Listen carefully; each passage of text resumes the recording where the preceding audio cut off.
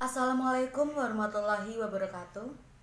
Kami dari kelompok 3 akan mempresentasikan materi digital bisnis bab 4, yaitu tentang mengembangkan bisnis digital dengan kanvas model bisnis. Sebelumnya, izinkanlah kami untuk memperkenalkan diri terlebih dahulu. Saya, Isnadia Ayu Pratiwi, NIM 190803104019, selaku moderator sekaligus pemateri 1.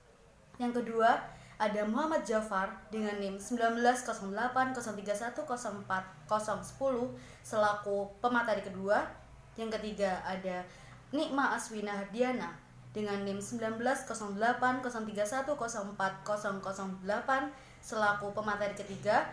Yang keempat, ada Davina Lulu Hafila dengan NIM 1908031059 selaku pemateri keempat. Yang terakhir ada Zakia Dwi Wardani dengan NIM 190803104049.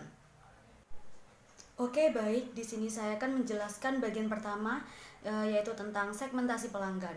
Dan sebelumnya saya akan menjelaskan terlebih dahulu definisi kanvas model bisnis atau model bisnis kanvas. Menurut pendapat Ryan tahun 2014 adalah sebuah konsep perancangan usaha ciptaan Alexander Osterwalder yang memuat aspek-aspek penting sebuah usaha ke dalam sebuah peta berbentuk kolom-kolom. Kanvas model bisnis ini akan sangat memudahkan calon pengusaha untuk mendapat gambaran umum tentang usahanya kelak. Di kemudian hari, isi dari kanvas model bisnis ini dapat dimodifikasi atau direvisi sesuai dengan kebutuhan dan dinamika usaha. Model ini tidak terbatas ya tentunya. Tidak terbatas berupa barang fisik, tapi juga produk non fisik seperti jasa atau karya digital juga sangat bisa ya di model kanvas ini. Dan inilah gambar kanvas model bisnis ya. Ini berbentuk peta-peta yang sudah diisi oleh kayak nama, kemitraan utama, jenis usaha, ini ada kegiatan utama, sumber daya utama, ada keunggulan, tanggalnya juga ada hubungan pelanggan, saluran, terus ini ada versi juga segmentasi pelanggan, ada struktur biaya, ada arus pendapatan yang akan dijelaskan oleh pemateri berikutnya. Dan ini saya akan menjelaskan tentang segmentasi pelanggan. Untuk bagian segmentasi pelanggan ini diisi dengan karakter atau ciri-ciri kelompok calon pembeli yang sesuai atau berpotensi membeli atau mengonsumsi produk yang akan dijual. Segmen pelanggan dapat dilihat berdasarkan jenis kelamin, tentang usia, kelas sosial, profesi, tempat tinggal, pemilik hobi tertentu, orang dengan masalah tertentu, masyarakat umum, ataupun kelompok lain. Usahakan untuk seakurat mungkin melihat kesesuaian produk dengan calon pembeli agar antara produk dan calon pembeli ini sangat berhubungan. Contohnya produk mobil ya, akan cocok untuk orang dari kelas menengah atas, telah berkeluarga dan tinggal di perkotaan seperti itu. Dan selanjutnya saya akan menjelaskan bagian kedua, yaitu tentang keunggulan. Dalam kanvas model bisnis ini harus terdapat keunggulan yang dimiliki oleh produk yang akan dijual oleh masing-masing pengusaha. Carilah keunikan produk dibanding produk serupa di pasaran, kelebihan tertentu yang belum pernah ada sebelumnya, atau masalah apa yang dapat dipecahkan dengan produk tersebut. Misalnya, harga yang lebih murah, rasa yang lebih enak, atau desain yang lebih menarik. Dan faktor-faktor tersebut sangatlah berpengaruh terhadap keunggulan suatu bisnis kanvas tersebut. Oke, baiklah, mungkin hanya segitu yang dapat kami sampaikan. Selanjutnya akan dilanjutkan oleh pemateri kedua. Baik, terima kasih untuk pemateri ke-1 atas penjelasannya. Saya, Muhammad Jafar, NIM 190803104010, sebagai pemateri kedua akan menjelaskan tentang yang pertama hubungan pelanggan dan konsumen, dan yang kedua adalah arus pendapatan. Baik, untuk yang pertama adalah hubungan pelanggan dan konsumen. Hubungan pelanggan. Di dalam hubungan pelanggan, terdapat suatu metode yang dapat digunakan untuk berkomunikasi dengan calon pelanggan maupun pelanggan guna menjawab kebutuhan mereka serta memecahkan masalah yang ditemuinya terkait dengan produk yang dibeli. Hubungan pelanggan biasa disebut dengan customer service atau customer care. Terdapat beberapa cara atau metode untuk menjalin hubungan dengan pelanggan. Metode yang pertama adalah bisa melalui email. Untuk metode yang kedua adalah saluran telepon customer service. Untuk metode yang ketiga bisa menggunakan sosial media, contohnya bisa WhatsApp, bisa Line, bisa Instagram, dan lain sebagainya. Untuk yang terakhir adalah menggunakan metode layanan otomatis, dapat berupa website. Selanjutnya, menentukan target konsumen. Terdapat beberapa pertanyaan yang digunakan dalam menentukan target konsumen. Untuk pertanyaan yang pertama adalah, kepada siapa solusi Anda paling memberikan dampak positif? Untuk pertanyaan yang kedua adalah, apakah solusi Anda cocok untuk perorangan atau bisnis lain dan bagaimana karakternya? Untuk pertanyaan yang ketiga adalah, solusi Anda cocok untuk laki-laki atau untuk perempuan? Untuk pertanyaan keempat adalah, berapa usia mereka? Selanjutnya, arus pendapatan. Di sebuah perusahaan dapat memiliki satu atau lebih jenis arus pendapatan. Kita bercontoh event organizer atau I.O. Di dalam perusahaan I.O. terdapat beberapa arus pendapatan, antara lain pendapatan karcis atau tiket penonton, pendapatan iklan, dan pendapatan sponsorship. Baik, terima kasih. Sekian penjelasan dari saya. Untuk selanjutnya akan dijelaskan oleh pemateri ketiga. Untuk pemateri ketiga dipersilakan. Terima kasih untuk pemateri kedua. Perkenalkan, saya Nikma Asbina Hardiana, NIM 4008 sebagai pemateri ketiga. Di sini saya akan menjelaskan tentang dua hal. Yang pertama sumber daya utama dan yang kedua adalah kegiatan utama. Sumber daya utama terbagi menjadi 4. Yang pertama adalah pendanaan. Pendanaan ini adalah menyetorkan modal awal untuk membangun usaha tersebut. Yang kedua adalah barang fisik. Barang fisik ini berupa alat untuk mengolah barang-barang yang akan mereka jual. Contohnya mereka akan menjual baju, mereka memerlukan mesin jahit untuk mengolah baju tersebut. Yang ketiga adalah ide, biasanya berupa hak paten atau resep rahasia. Dan yang keempat adalah sumber daya manusia. Jadi tadi mereka ingin membuat usaha baju. Mereka memerlukan desainer dan orang yang ahli dalam menjahit untuk membuat baju tersebut. Selanjutnya ada kegiatan utama. Kegiatan ini sangat bergantung pada model bisnis yang akan Anda pilih.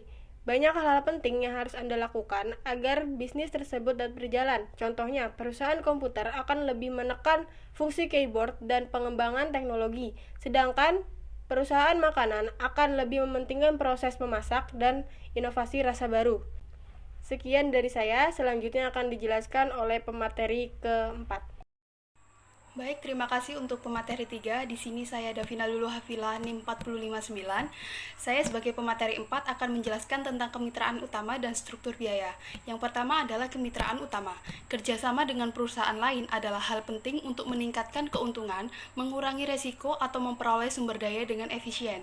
Contohnya adalah pabrik roti akan memerlukan kerjasama dari perusahaan tepung gandum sebagai pemasok. Yang selanjutnya adalah struktur biaya. Struktur biaya itu sendiri adalah segala pengeluaran signifikan berupa uang yang diperlukan untuk menjalankan usaha. Beberapa contohnya adalah gaji pegawai, pajak, biaya perawatan web, belanja modal, dan biaya iklan. Baik, untuk materi selanjutnya akan dijelaskan oleh pemateri 5. Terima kasih untuk pemateri keempat. Jadi di sini saya, Zekia Diwardani dengan NIM 479 sebagai pemateri kelima akan menjelaskan tentang saluran dalam mengembangkan bisnis digital melalui kanvas model bisnis. Jadi saluran itu sendiri terdiri dari beberapa kolom yang di mana kolom-kolom nantinya itu berisi tentang cara, metode, perantara, medium yang dapat digunakan calon pengusaha untuk menyebarluaskan informasi produknya dan untuk mendistribusikan produknya sampai ke pelanggan. Jadi di saluran ini memang ada saluran langsung dan secara tidak langsung. Saluran langsung itu maksudnya seperti toko, terus habis itu toko mitra produk dijual ke langsung ke tokonya. Dan kalau untuk saluran tidak langsung itu bisa melalui dengan website atau bisa dikatakan melalui online shop seperti itu. Dan untuk isi dari kolom-kolom itu dapat dilihat dari slide selanjutnya, yang dimana itu untuk pembacaan dari bisnis model kanvas atau kanvas model bisnis ini dimulai dari kiri hingga ke kanan. Jadi di situ ada key partner. Yang pertama, key partner ini nanti berisi tentang mitra kerjasama perusahaan itu. Jadi kebetulan dalam contoh ini merupakan perusahaan es krim yaitu Magnum. Dapat dilihat dari isinya.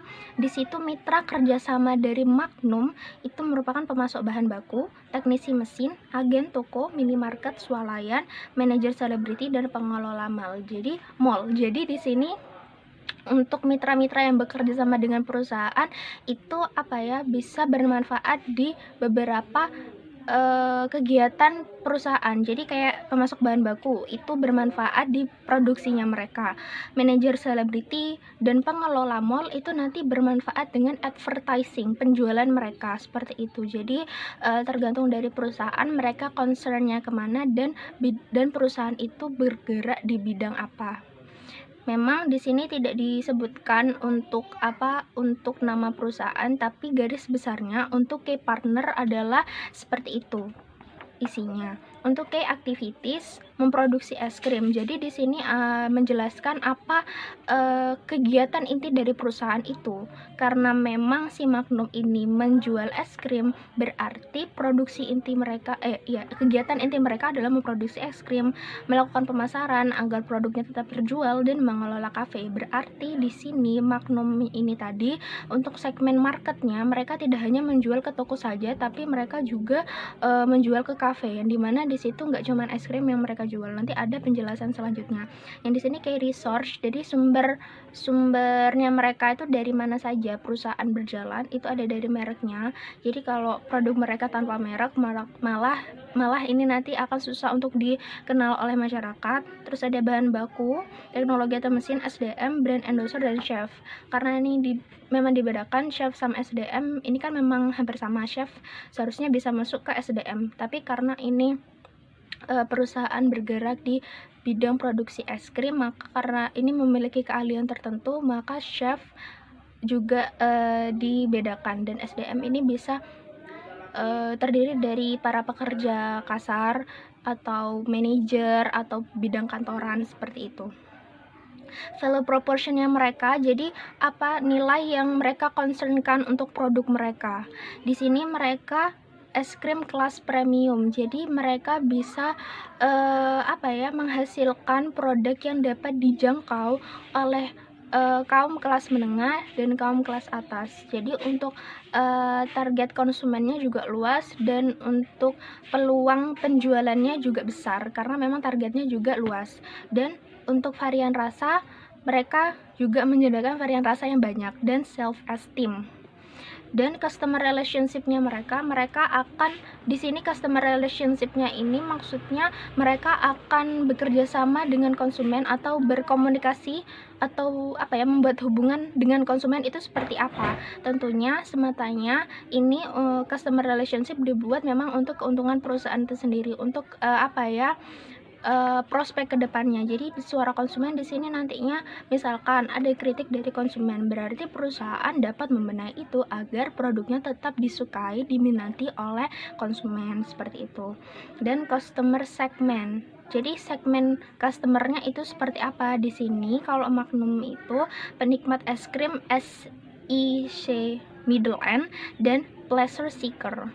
Dan itu memang terkenal di advertising mereka karena pleasure seeker. Terus ada cost structure, jadi dari produksi mereka bekerja sama dengan mitra seperti itu. Di situ ada biaya produksi, ada biaya maintenance, jadi biaya perawatannya mereka, terus marketing kit. Di situ mungkin mereka juga memperoleh marketing kit dari beberapa mitra atau beberapa perusahaan lainnya. Di situ yang menghasilkan biaya cost bagi mereka dan biaya SDM, termasuk dari endorsement fee. Jadi endorsement itu memang juga berkontribusi ke perusahaan karena mereka juga menjalankan advertising yang dimana itu nanti berdampak pada penjualan es krimnya mereka. Terus revenue stream, jadi di sini merupakan kolom yang nantinya ditentukan oleh perusahaan dari mana-mana saja dia mendapatkan pendapatan. Kalau dari Magnum dia mendapatkan pendapatan dari penjualan es krim, yang kedua penjualan makanan dan minuman di Magnum Cafe, dan sponsorship event. Memang ada beberapa kegiatan yang mengadakan sponsorship yang dimana perusahaan meminta untuk menjualkan produk mereka, dan di situ mereka nantinya dapat pendapatan. Itu salah satu contoh atau gambaran pendapatan yang didapatkan dari sponsorship event. Dan itu merupakan penjelasan dari setiap kolom dari kanvas model bisnis, dan untuk kesimpulannya adalah kerjasama dengan mitra-mitra akan membantu calon pengusaha menjalankan kegiatan utamanya serta mendapatkan pasokan sumber daya utama. Keduanya digunakan untuk menciptakan keunggulan produk. Keunggulan ini kemudian menentukan hubungan seperti apa yang akan tercipta dengan segmen pelanggan, beserta bagaimana cara menyalurkannya. Keseluruhan operasional tersebut dihitung pengeluarannya seperti yang tertera pada struktur biaya, sehingga diharapkan dapat mendapatkan pemasukan seperti yang terlihat di kolom arus pendapatan. Jadi itu kesimpulan atau garis besar seperti itu. Terima kasih. Baik, terima kasih para pemateri atas penjelasannya terkait bab 4 ini.